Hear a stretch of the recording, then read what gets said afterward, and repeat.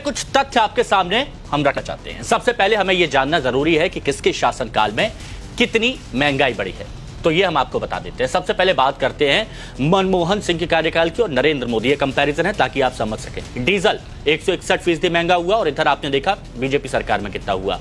230% LPG के दाम मनमोहन सरकार में बढ़े और नरेंद्र मोदी सरकार में 13% दाम एलपीजी के बढ़े हैं। ये एलपीजी की बात की जा रही है। और इसके साथ ही अब आटे की बात करते हैं तो 102% 2004 से 2014 के दौरान मनमोहन सिंह की सरकार में बढ़े 102%, और नरेंद्र मोदी के कार्यकाल में 43% आटे के दाम बढ़े हैं।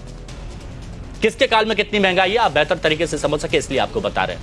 चावल 121% महंगा हुआ 2004 से 2014 में मनमोहन सिंह के कार्यकाल में, और नरेंद्र मोदी के कार्यकाल में 10% चावल महंगा हुआ है।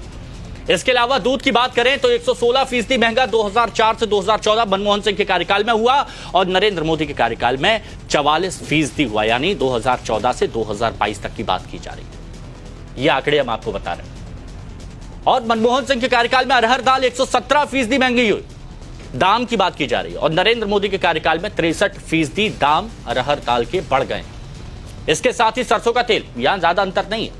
2004 से 2014 यानी पूर्व सरकार में 84% इसके दाम बढ़े, तो अभी की वर्तमान सरकार में 79% इसके दाम बढ़ चुके हैं सरसों के तेल के। साथ ही पेट्रोल 112% मनमोहन सिंह की सरकार में बढ़े थे, और नरेंद्र मोदी की सरकार में 35% पेट्रोल के दाम बढ़े हैं।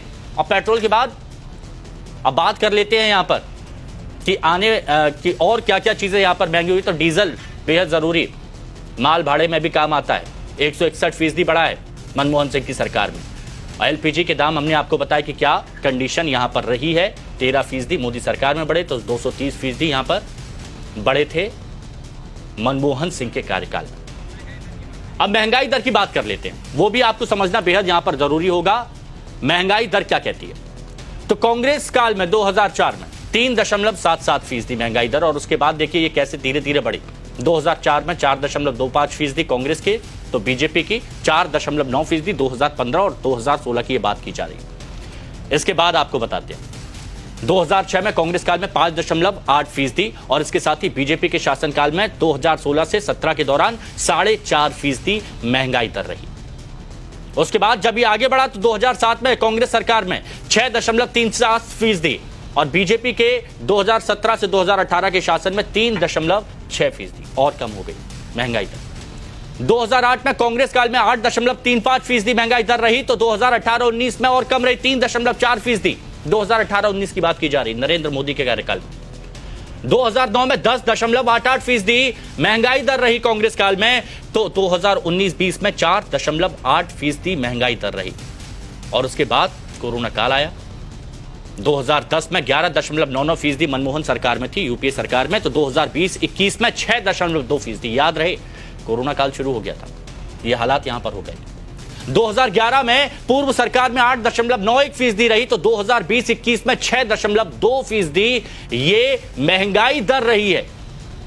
और इसके साथ 2012 में कांग्रेस काल में 9.48%, और 2020-21 में ये 6.2% रही। ये कोरोना काल किस तरह से आगे बढ़ा, उस वक्त की ये सारी परिस्थितियां हमने आपको बताई। एक साल का विस्तृत ब्यौरा आपको दिया है ताकि आपको समझने में बड़ी आसानी हो कि महंगाई दर किस तेजी के साथ पूर्व सरकार में बढ़ी और महंगाई दर किस तेजी के साथ इस वर्तमान सरकार के हर साल में बढ़ी।